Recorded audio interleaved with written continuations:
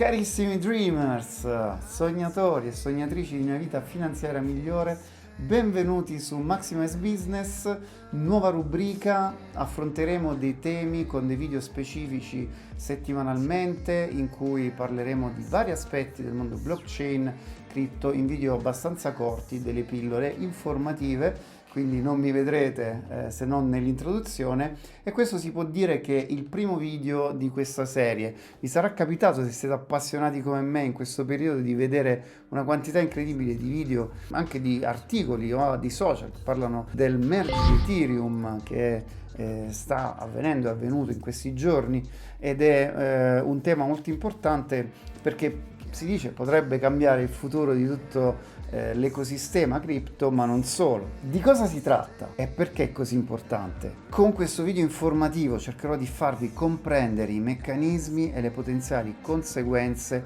di questo evento storico. Quindi non perdiamo altro tempo, iscriviti sul canale se non l'hai fatto, clicca sulla campanellina per seguire altri video come questi e altri video che faccio sull'analisi con concetto smart money. Commenta, mi raccomando, a fine video se vuoi dire la tua o se vuoi fare domande, cercherò di risponderti come sempre nel tempo più breve possibile. E andiamo nel dettaglio del merge di Ethereum subito dopo la sigla.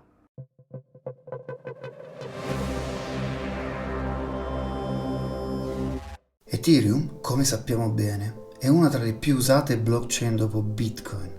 Stiamo infatti parlando di ben oltre 71 milioni di wallet in circolazione.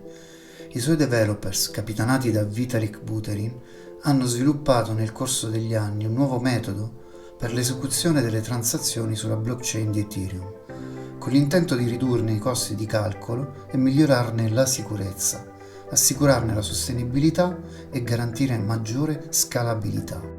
Da questo upgrade, il più significativo nella storia di Ethereum, deriva il nome Ethereum 2.0. Ma perché chiamarlo merge?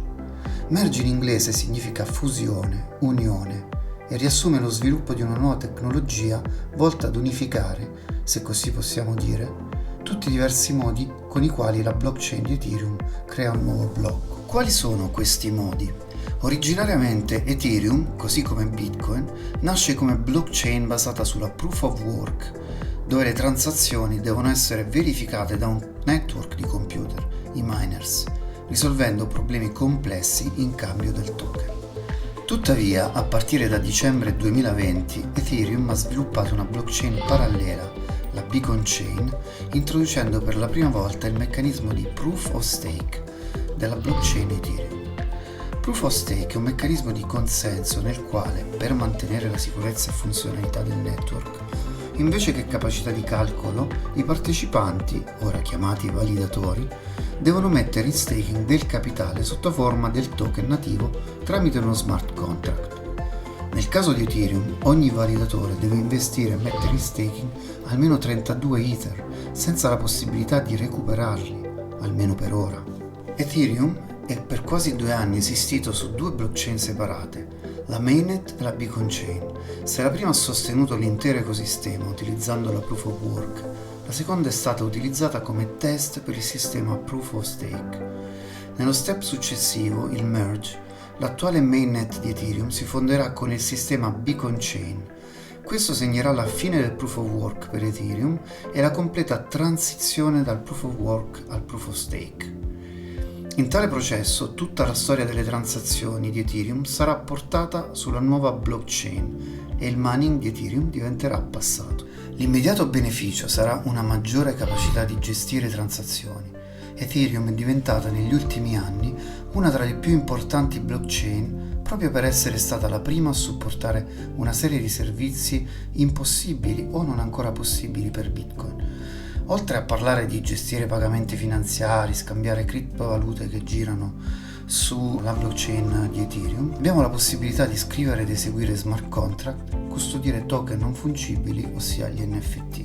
Il tutto gestendo all'incirca tra le 15 e 30 transazioni al secondo, una lentezza che non ha fatto altro che causare ritardi, congestioni e favorire lo sviluppo di blockchain alternative più rapide. Parliamo dei cosiddetti Ethereum Killers, come ad esempio Solana, Cardano o Polkadot.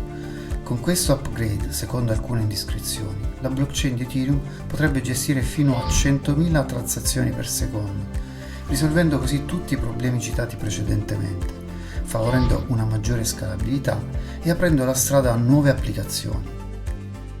Le blockchain proof of work sono considerate tra le più inquinanti, Bitcoin ed Ethereum in prima fila, e crescono sempre di più gli appelli affinché adottino meccanismi di consenso meno dispendiosi dal punto di vista energetico. Secondo l'Ethereum Energy Consumption Index, la blockchain di Ethereum consuma al momento di girare questo video circa 80 terawattora di elettricità all'anno, che equivale a rilasciare nell'ambiente circa 47 tonnellate di CO2, comparabile all'impatto ambientale annuo della Finlandia. Una gran quantità di energia viene consumata affinché migliaia di computer lavorino insieme per far funzionare la blockchain di Ethereum. Ma con il merge e il lancio di Ethereum 2.0, l'azienda di Buterin ha avuto modo di rebrandizzare Ethereum e l'intero evento all'insegna dell'efficienza energetica e della difesa dell'ambiente. Il passaggio ad un meccanismo di consenso proof of stake consentirà infatti l'abbandono del mining come fonte di capacità di calcolo, abbattendo i consumi di Ethereum del 99,95% circa. Il merge rappresenta in realtà solo uno step intermedio per lo sviluppo di Ethereum, ponendo le basi per ulteriori sviluppi. Tra questi vorrei rapidamente citarne due, lo shredding e lo Shanghai Update. Lo shredding consentirà di alleggerire il carico di calcolo e di archiviazione della blockchain, facendo sì che i validatori non saranno obbligati a scaricare tutta la blockchain per poter confermare le transazioni. Lo Shanghai Update invece si concentrerà su alcuni aspetti chiavi del nuovo Ethereum. In primo luogo, gli stakers che hanno depositato 32 Ethereum per diventare validatori avranno finalmente la possibilità di ritirare i loro token dalla Beacon Chain. Inoltre, lo Shanghai Update risolverà il più gravoso dei problemi che assillano Ethereum, il costo del gas. Tuttavia, per questi avvenimenti dovremmo rimanere ancora in attesa ed attendere con molta probabilità il 2023. E per noi comuni retailers ed appassionati, cosa resta da fare? Non c'è bisogno di fare assolutamente nulla, i nostri fondi rimarranno intoccati e ogni transazione proseguirà come il suo solito.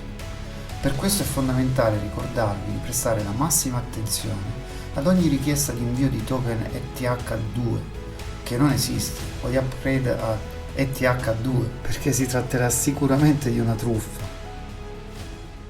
Come abbiamo visto, Ethereum sta per affrontare uno dei più grandi cambiamenti dello spazio cripto, in termini di sostenibilità, sicurezza e scalabilità, abilitando così ulteriori sviluppi nell'intero ecosistema. E voi cosa ne pensate del merge? E quali sono gli argomenti che più vi interessano del mondo Ethereum? Se ti è piaciuto il video, lascia un like e non dimenticare di iscriverti al canale e cliccare sulla campanella per rimanere aggiornato. Sotto al video trovi anche lo shop con le magliette più fighe del mondo cripto. Se ti piacciono le t-shirt, fai una visita e aiutami a sostenere il canale. Ciao grandi dreamers!